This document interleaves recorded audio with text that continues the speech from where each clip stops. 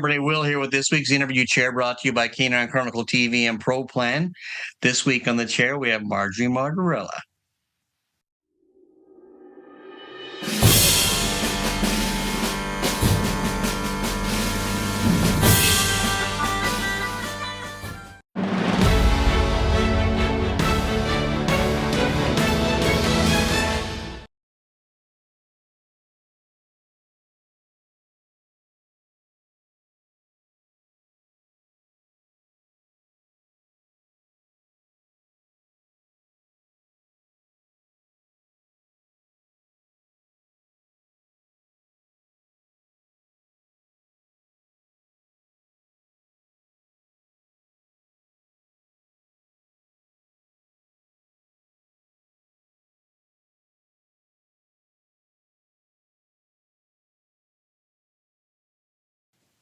Hi, everybody. Will here with this week's interview chair. And on the chair is my dear friend Marjorie Martorella from Margietta Pointers, and she's an AKC judge as well. Hi, Marge. How are you?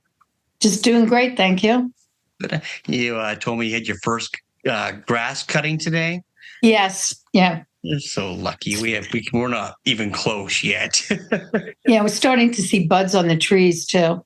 Oh, we see a bit. I've seen a bit of that. I have a bunch of bird feeders out back, and I have 1 million birds right now. And I have this one cardinal, and I think it's a female, and she keeps hitting my window. And so I'm looking out the window, and I can see these buds on the tree. She must be putting a nest there or something. But it's fun.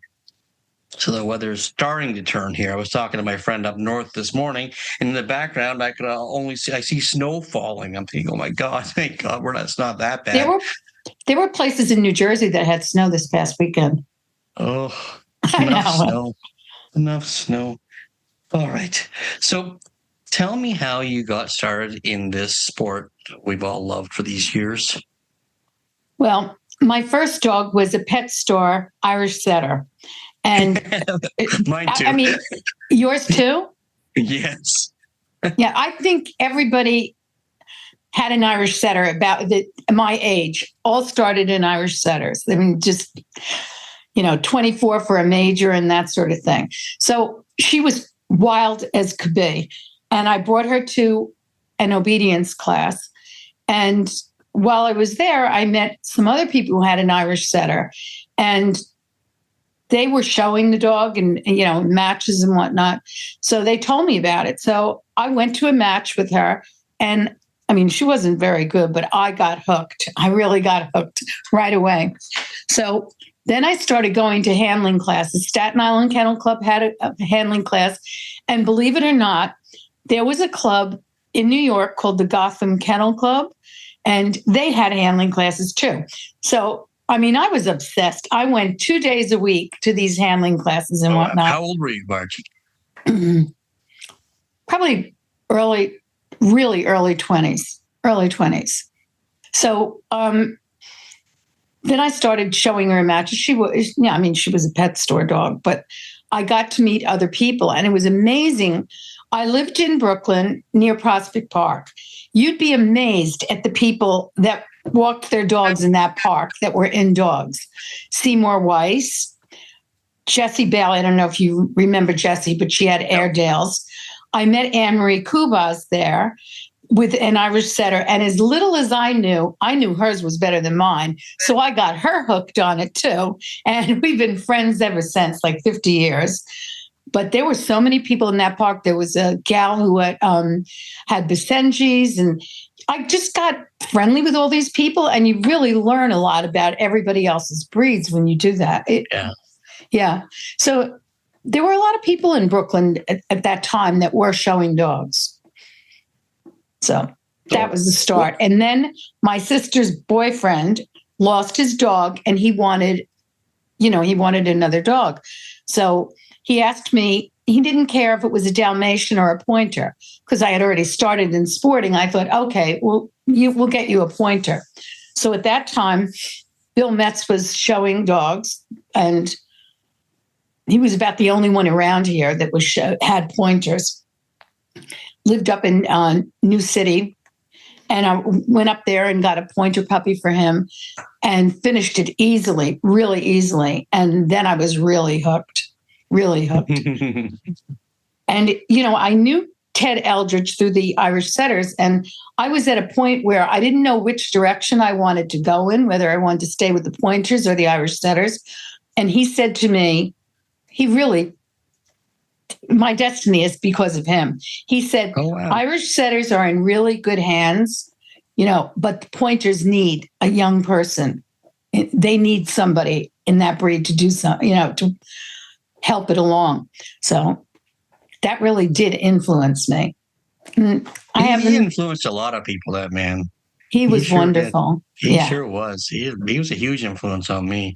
So. And he was also an influence on, at that time there was controversy about whether judges should be showing, and he was adamant that they should. And he had a, big impact on that decision too.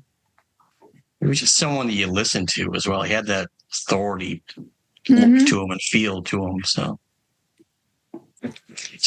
how'd you get started in Pointers then? Where did we go?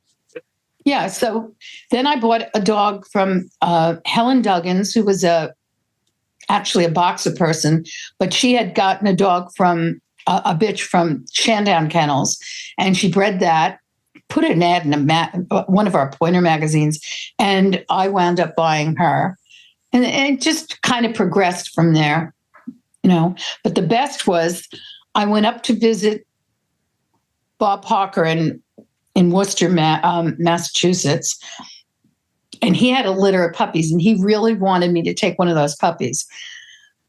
But there was an older bitch there that I just really fell in love with, and she took to me, which I found out later was a miracle because she didn't like anybody. It was like amazing. So at any rate, his wife said, he didn't want me to have her. She said, I'll work on him tonight. So the next day we're at the show at Worcester, and he shows up in the afternoon as I'm ready to leave, and he puts her in the front seat of my car going home. So that was my foundation bitch. She was the mother of, story. Yeah. Oh yeah. She was, oh God, I can't even remember how many champions she had, but national acclaim was one of them. Oh, wow. Okay. Oh yeah. Yeah. She was a great producer. What litter was Deputy in? What was that? He was like, I bred her several times. She was like the fourth time I bred her. I went down to, there was the Atlanta Kennel Club had a centennial show or something. And I went down there, and Jim Sawyers was showing this Smackwater Jack dog who was a nephew to Donna. Well, I called her Donna. And I bred her at that show. And that was, Deputy came from that litter. Yeah. That's incredible how fast that happened. And it seems fast, but it wasn't that fast. But yeah. It was still. The first litter I bred her to Welsh Thunderbolt, which was a half brother. Both, Donna and Thunder were both sired by Counterpoint's Lord Ashley, who was, a big winner of the time, a Westminster Group winner, shown by Corky Vroom and everything. I remember the dog, yeah. Yeah, I loved that dog. I actually worked for the Metses one summer, and he was there. He had, was retired there. And he was just a neat dog. He just roamed. They had like 60 odd acres there, and he just roamed the property, and really neat. That is cool. Yeah. So, but I don't want to get ahead, but tell me about Deputy's career. Well, Michael Zolo came to my house because he told me he wanted a puppy out of Donna, and I said something, and he misunderstood what I said. He thought I said from the fourth litter. Well, ironically, she was from the fourth litter that Donna had. As he's there, the dog, you could tell he was getting sick. We're watching him, and he's getting sick. I had to rush him to the Animal Medical Center in Manhattan. He had parvo. And he was in there for, for a while. And then when he came back home, Michael wasn't sure he should take him because we didn't really know what the long-term effects of having parvo was going to be. And some people kind of tried to talk him out of it, but he wound up taking the dog. And I mean, he took that dog everywhere as a puppy. He amazing.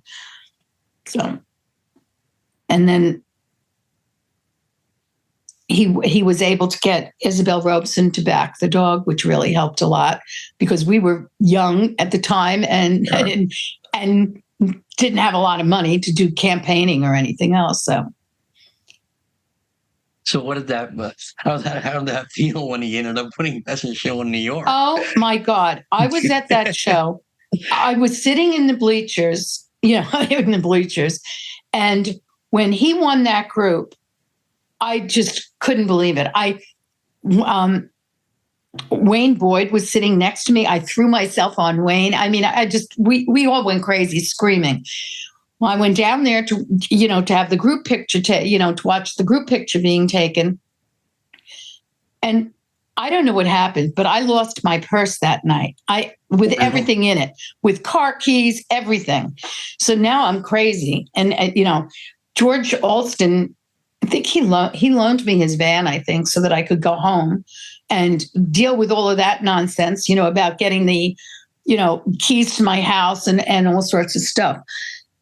And I called up my school and told them that my dog had won the group at Westminster and that they wouldn't see me until Thursday. I wasn't coming back until Thursday. When I came back after he went best, my principal, who used to think I was a lunatic, okay, like a crazy person, he came out of his office and shook my hand. And after that, I could get any day off I wanted. I could do anything I wanted in that place. It was amazing. That kind of gave me goosebumps. Oh, it was amazing. I can remember I got it right shortly after that. I got an invitation to judge in Australia. And of course, it was during the school year. He went to bat for me to take that week off from work. I mean, Had you started judging at that point then already? Yeah, yes, I believe I had. Yeah. That was interesting I don't want to jump too. Too far ahead. Pardon me? That was interesting. I would Pointer Club had me do a sweepstakes. It was at Wilmington Kennel Club. It was our national, and Connie Taylor was doing the breed. I just really enjoyed it. I enjoyed doing the sweeps. Had a really good time, and that's what prompted me to go ahead and start applying. So, was there anybody you leaned on to help you in the judging process, like a mentor? Well, one of my mentors in Pointers was Jack Rementer. I used to go over to his place all the time and soak up as much knowledge as I could, That was always fun doing those things. I always felt like I was bugging them, but I did it anyway. But you know what? People don't do that anymore. No, they don't. They don't. It's very, very sad. It really is very sad. But I remember sitting at Sally Virgilia's kitchen, and do you remember Sally Virgilia? English setters, Raggy Run. Well, she had a lot of English. Carol Holland's dad showed her dogs, Horace. Oh, Holland. okay. And she just lived in the same town as I, so I used to go in there and I'd sit there. And she was a chain smoker, so she would smoke all day long and talk about English setters all day long. I'm sure I came home smelling like cigarettes, but it was worth it. Oh. Yeah, I mean, I got so immersed in it. That's all I wanted to do was talk dogs, Yeah. It's very addicting. It is very addicting. There was another lady, Dolores Allsworth. She lived in Maryland. She had pointers and also poodles. And I used to go down and stay with them and, also soak up as much as I could. So what happened right after, Deputy goes Best in Show at Westminster, or wins Best Show at Westminster? Where do you go as a breeder from there now? Like, you've produced this Best in Show winner. Actually, about that same time, I had imported some dogs from England too. There were things I wanted to change in my bloodline. I wanted to have some stronger heads and tails, the characteristics, important characteristics in our breed. So I managed to, I went to England with my mother, which was amazing. I brought her to dog shows and she hated dogs. I mean, it was like, so at any rate, I saw this pipe away bitch and she just took my heart away. I mean, I just absolutely loved her. So I spoke to the people who, the Parsons, and made arrangements to go to their house and to see their dogs and whatnot. And I can remember calling Tom Bradley from England, telling him about the bitch. And I think he had her. I think he had seen her at Windsor. So I just wanted to, get his advice or whatever. And he loved her too. So I went ahead and I got her, and she did make an impact in my breeding program. And then several years later, I imported another dog from Sue Wilkinson, the Herwin Kennel. And he was he had beautiful head, short, bee sting tail, compact, beautiful shoulders.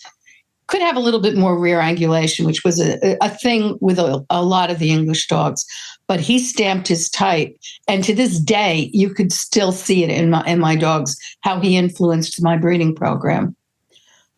But, I realized that in order to really be competitive, I knew what I needed to change and improve on. And I think sometimes people miss that now. I don't know. Oh, sure they do, right? There's no question they do. And, especially now, it's easier to finish dogs because the numbers aren't what they were. So, but if back when, like an Irish setters, when it was 24 or 25 for a major, you had to have a really good one to be competitive, Yeah. And even though pointers were never that popular, I was always competitive, even in school with sports and everything. So I wasn't content with just, I wanted to win. I really wanted to win.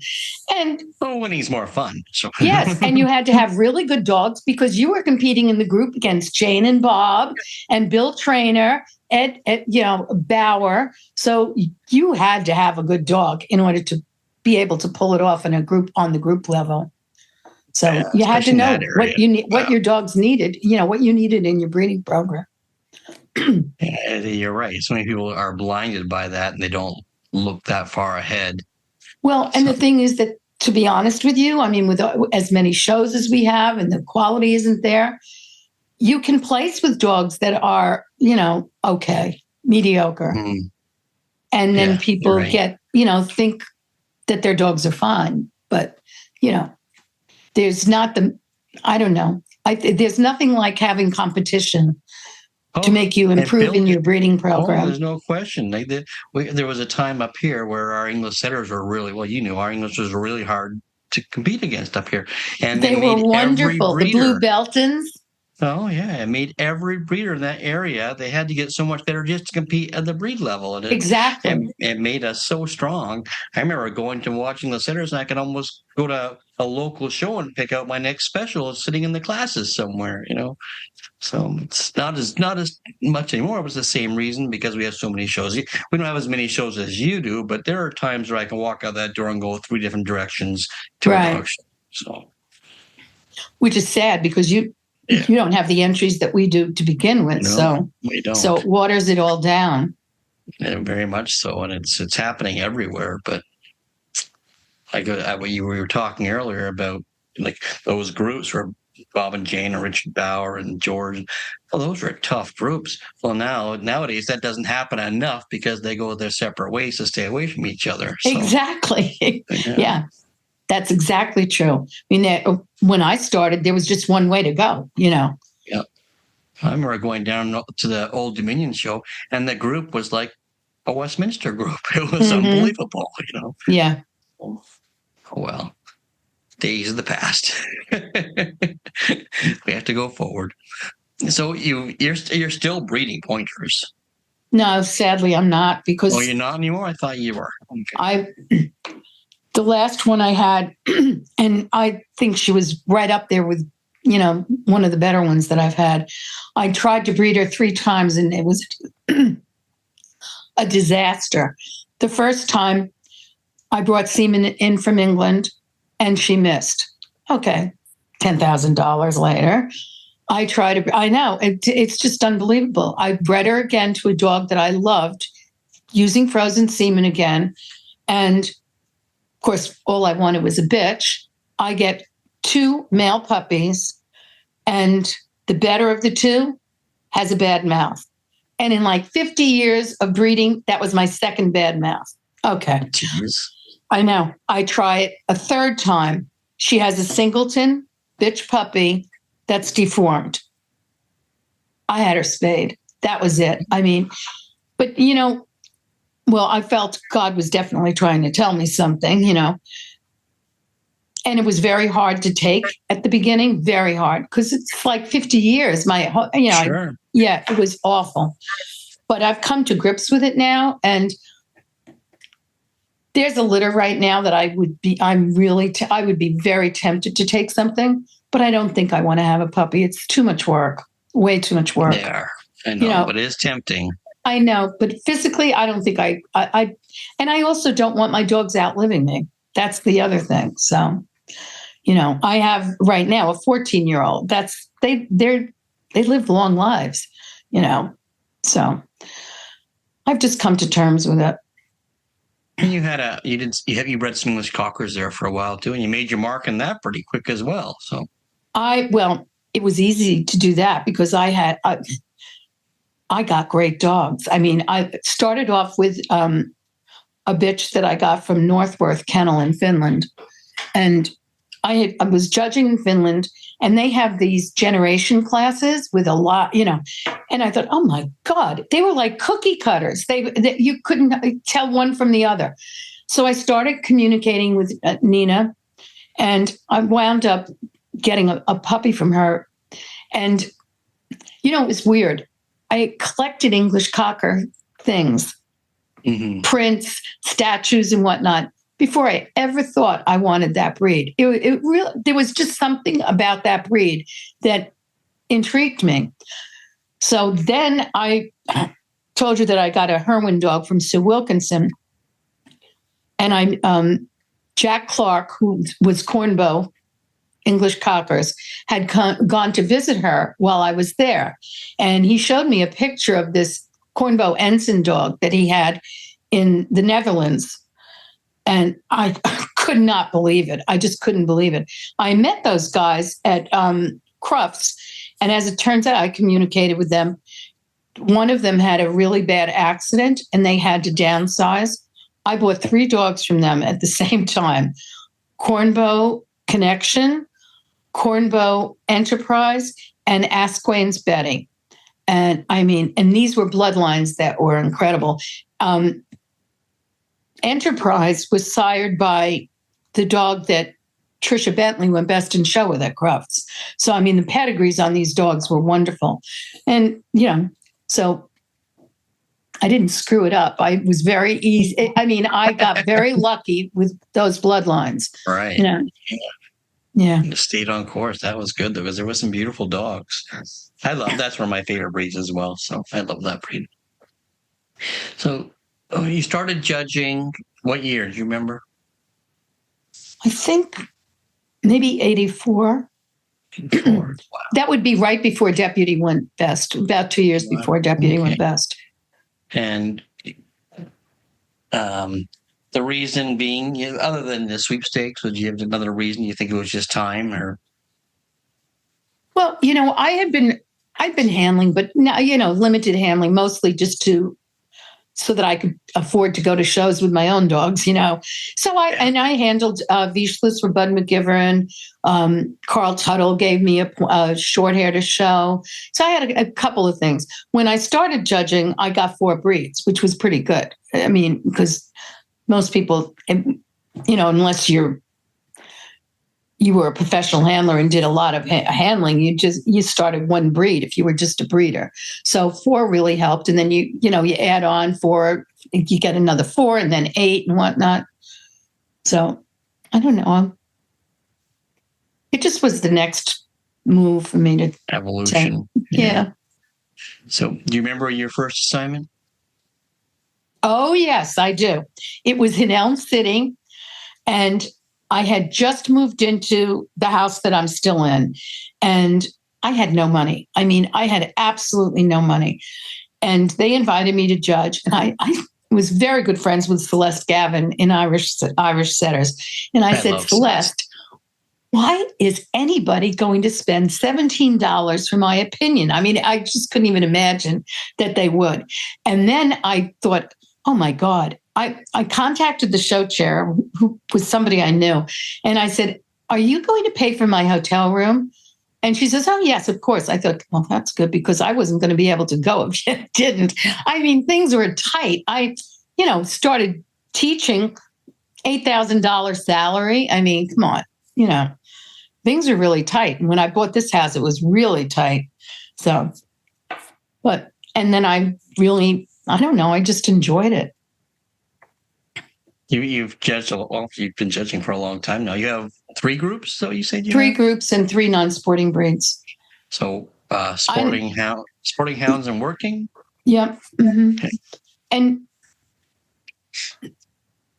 there were several reasons why I didn't go further than that. One was I was still showing, and I could see that people who were really moving ahead really fast, they didn't give themselves enough time to get a handle on the breeds that they were judging before they were adding more, and you get in over your head. And I didn't want that to happen. I wanted to be able to, if somebody asked me a question, that I could intelligently tell them why I did what I did, So that was one thing. The other thing was I got so involved with the clubs that I belonged to. The Pointer Club, I think I've been president 9 terms, and then, of course, New Brunswick.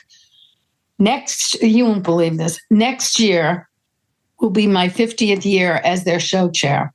Now, how crazy is that? I mean, that is and the show now, it's a huge cluster, and I spend the whole year working on that show. It's just constant. That's a wonderful show. I love going there. So, yeah. And I mean, we've been really lucky. When the setters lost their the pier, and then they went up to Tarrytown, trying to keep that combined, setter thing from the Statler Hilton days and everything. Right.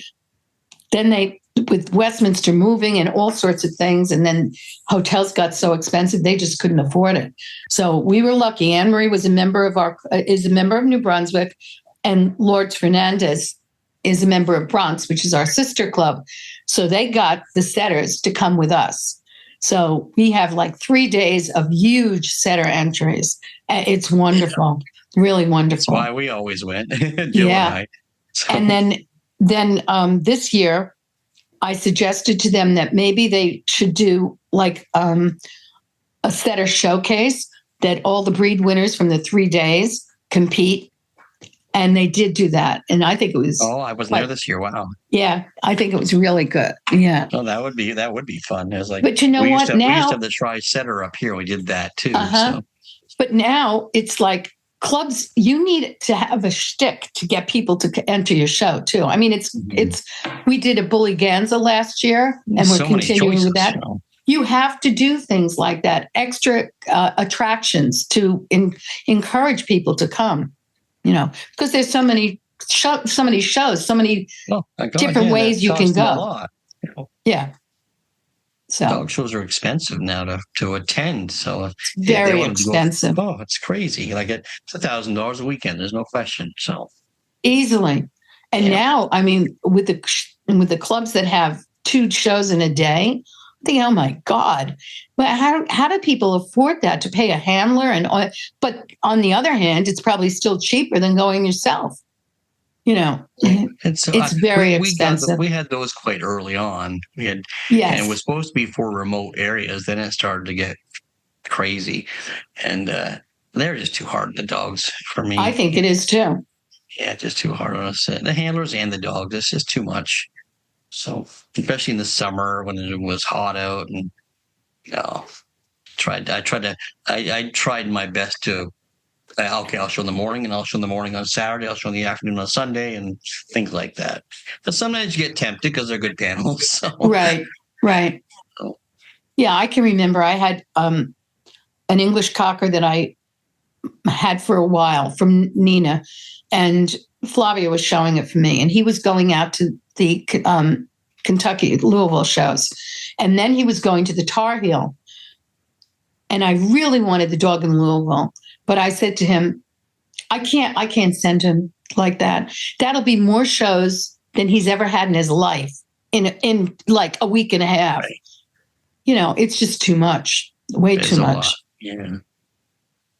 So Well, this Flavio, I met Flavio when I was younger because he had inquired about breeding to one of our dogs, but he was such a character. I knew he showed for you. So, well, how he did you lived meet near up? me when he was in New Jersey. He Did he? lived Yeah. yes. Yeah. Yeah. And it I learned a lot from him, a whole lot. What a talent. We all did, we all Yeah. did. I remember sitting watching him, he was a talent. There's no question. And I think about things now, and I still have a couple of his letters he wrote to my parents looking to breed to a dog. And, when I first came across him, I'm like, Flavio. It's because I was just a kid. So, but yeah, he sure. I remember being on the Tar Heel, and he had that buff cocker dog there. Or was it the Florida circuit? I can't remember. Oh, it was but beautiful. I was just in awe that how the dog was trimmed and presented. I had never seen something like that before. On a loose lead, floating around the ring. Beautiful. Yeah, sure was. Anyway. You should have seen his instructions for his help on what they had to do every day with the Bichon that he was showing. Oh my Lord. Yeah. He was a perfectionist. Yeah, he was. He absolutely was. And made everybody, it was just like having good dogs in your area. It made everybody step up. It really did. That is true. Competition. If you want to win, you have to. Everybody step up. Exactly. He was something. So, you've judged a lot of dogs over the years. Without talking about dogs that are being campaigned now, is there some dogs that have really stuck in your mind throughout the years that are almost blueprints for that breed now when you walk into a ring?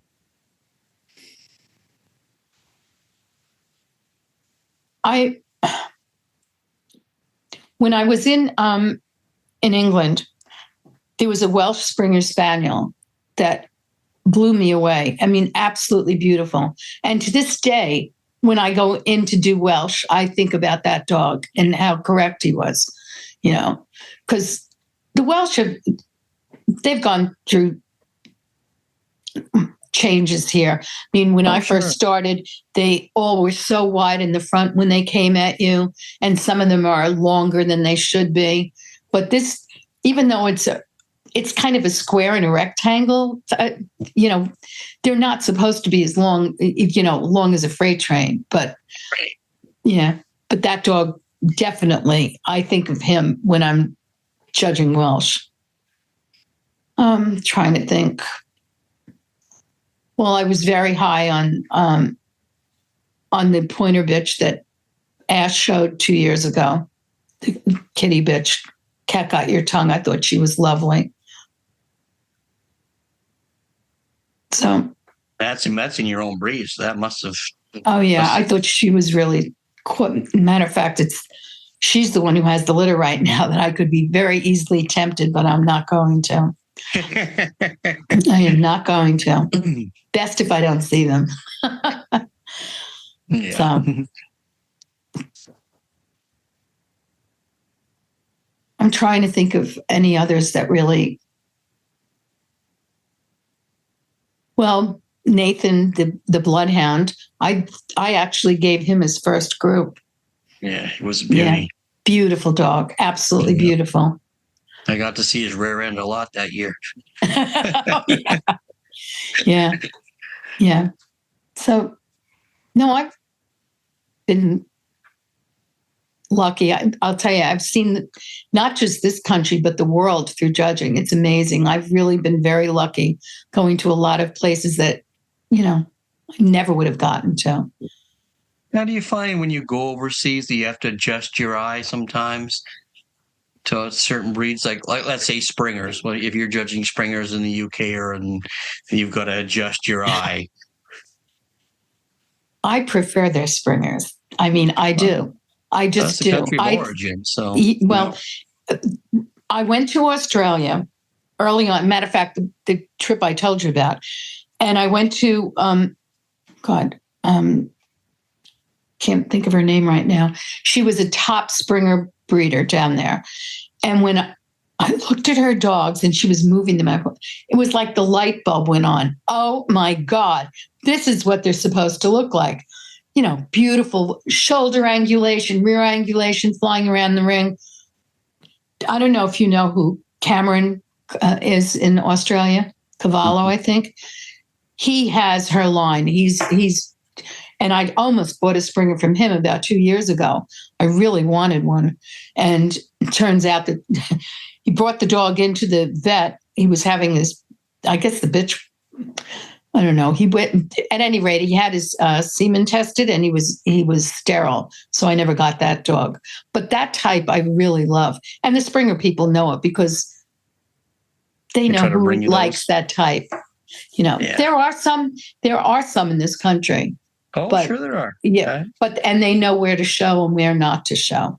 But I judged in, I think it was Maryland, and I had a good assortment of them. I think I gave one winner's dog and one reserve winner's bitch, I think. So you have to learn to appreciate them. When I was in Ireland at one time, there was an English Springer dog there, and I was so taken by him, and I knew he wasn't what I was used to seeing. But my God, he just filled everything. The way he carried himself, his bone, his soundness, it was just one of those things. Their heads also. They're spaniel heads, which are some of ours are. They're not really spaniel heads. They get a little settery on us. So, yeah. But it's funny because it's. And I find out when I was a handler, and we would get European judges come over here, and they would some of them would adjust their eye to our way of thinking, but then some wouldn't, and they would just stand firm and no, I'm sorry, lovely dog, but it's not what I'm used to seeing, but it's difficult for them. It really is. Well, I think our sporting group has changed the most out of all of the groups. We've just stylized them, made. I think that would be the hardest part for somebody from England to come over here and to judge our sporting group, because it is really different. It really is different.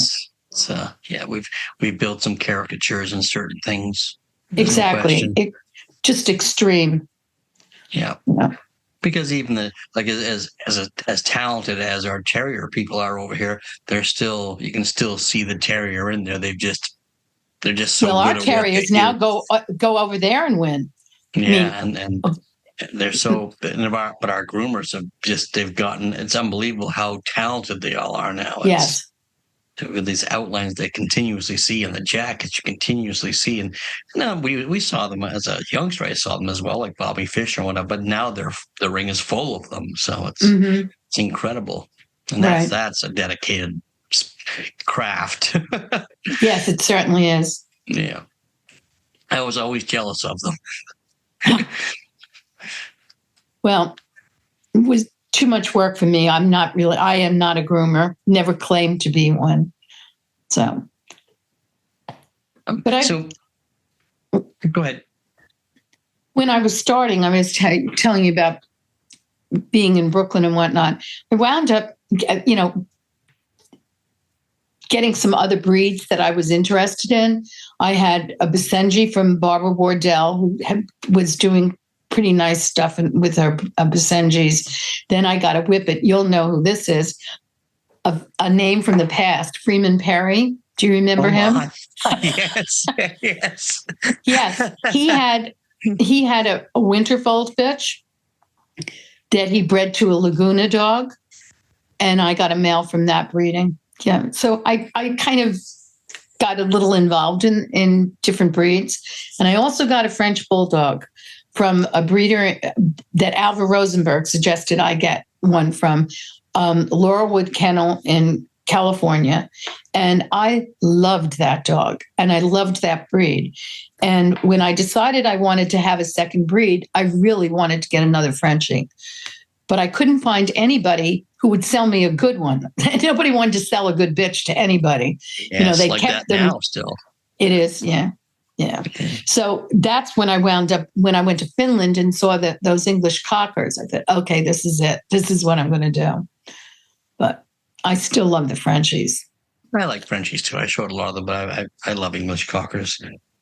I just can't believe how popular they've been. I mean, when I was in them, getting a major was almost impossible. Almost impossible. And now, oh my word, the number one dog in the country. Amazing. Absolutely amazing. For sure. And they're the most popular breed still, aren't they? Yeah. Well, they're number one. Yeah. Yeah. So amazing. It's just unbelievable. Them, but it's, yeah. But I could see it coming with it. They became very commercialized on everything, Oh gosh. Yeah. You can buy any color you want now too. Well, that is so sad, really sad. Yeah, and they think it's a special thing to go and buy one of these colors. So the people fall for it, but sorry. So, what are some of your most memorable assignments? Well, I got to do the AKC Centennial Show. Well, I think the first person that was on the list, because they let the clubs choose who they wanted. So the first person, he may have died. The second person resigned from judging, and I got the assignment. And I was very, very young. I was probably the youngest judge in there to do that. That was quite amazing, really amazing. Sure. And I gave the breed judge there? Pointers. Okay. Yeah. And I gave the breed to Cumbrian Black Pearl that Corky was showing. Yeah. And then, of course, I've done the national twice, which is an honor in your own breed. I've judged several national specialties. Yeah. Yes. And then doing the sporting group at the AKC show was also an honor. And then the hound group in 20, which was until this year, the last time it had been in Madison Square Garden. So, but that was an amazing assignment, Sure, that would be. Fabulous. Yeah. So what's next? You're not breeding anymore, but you are judging. Are you going to do any more breeds? No. No, you have no, enough? I'm just happy with what I have. Yeah. Sure.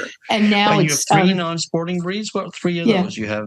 Frenchies, Dalmatians, and Bichons. I actually showed a couple of Bichons. I didn't groom them, but I did show them. Fran Wasserman used to groom them for me, but I liked that breed too. Yeah, well, it's a fun breed to watch. It really is. Yeah, and Dalmatians just kind of made sense. Yeah, no question. So if someone walked up to you and said they wanted to get involved in our sport, what words of wisdom would you give them? Well, they don't have a dog and they just want to start from scratch. Yeah. Is that what you're talking about? I think that had to be the Do best your homework. Make sure that it's the right breed for you, that with your lifestyle, and then go to a top breeder that's going to work with you. And same thing. What about if a young person came up to you and said, "I'd like to be a professional handler. What should I do?" A professional handler? Because you have all these different hats, Marjorie. So I can talk to you all of them. Well, I think if you want to be a professional handler, you have to work for handlers and learn the different breeds and the groups, and actually learn how to condition them, take care of them, and groom them. That's really important. So you don't just say, I'm going to be a professional handler. You have to apprentice under top handlers in order to learn the ropes. No question. Yeah. It's amazing. We see some that they'll work for a few weekends and they'll hang out their shingle and they're ready, Or they go straight from junior showmanship to being a professional handler, Yeah. And some of them are so talented, they just don't have that depth yet. So. Right. And then Well, lastly, it's what true. about When you do the master's class in juniors, it's like, oh my God. First of all, you can't, they're so confident and they're so good at what they're doing. yeah. Yeah. It gives them a Amazing. step up, and then if they're willing to go and work for a handler at that point, they're that much further ahead. Well, some of them are working for him already. That's good. The third one, what about like if I hadn't started judging yet, and I said, Margie, I want to start judging. What advice would you give me?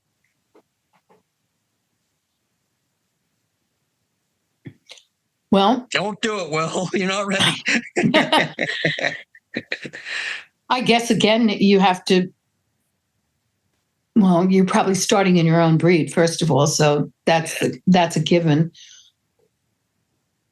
I guess you need to go to as many specialties as you can, national specialties, have mentors that really are going to be honest with you about not just promoting their breed, but getting you to understand, the intricacies of the breed. That's part of the problem. Sometimes when you go to the seminars, the people giving them are actually pushing their own breeding program and whatnot. Yeah. So you have to do your homework to know who you want to really listen to, or maybe somebody who is a professional, who is a judge. That might be the best route to go for as a mentor. Yeah. And down there, I'm not sure this is like up here. We have to get an all breed mentor. Do you have to do that? Oh, do down you? there? No, Yeah. no. But that makes sense. Makes sense to me. Yeah. Okay. And one final question. If you were able to meet the 20-year-old Marjorie now, is there any? If I only knew now what I didn't know then. What advice would you give her now? Oh my.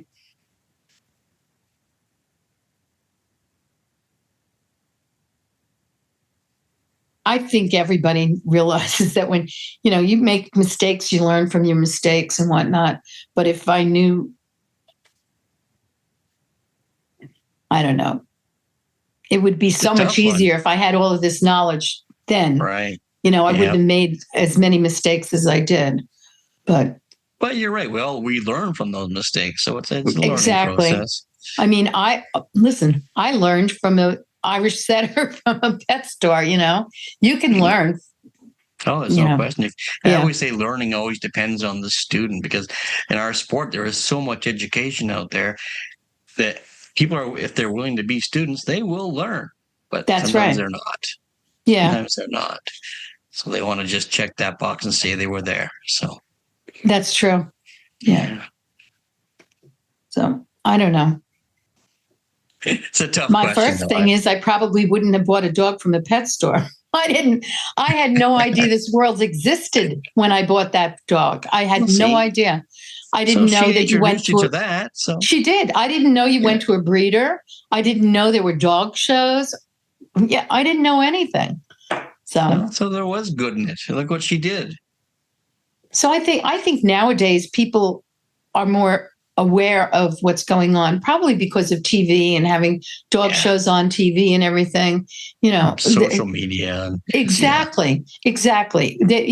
It would be an easier start now than it was back then, Yeah.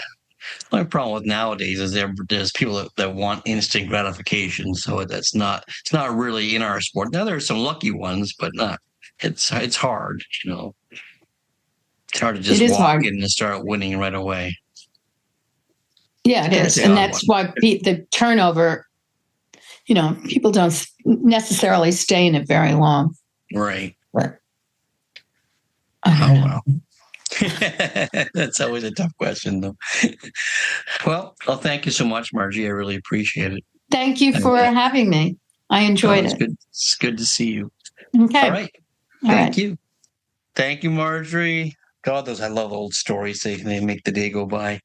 If you like what you see here, make sure you press the like, share, and subscribe button. And we look forward to seeing you down the road. Take care now.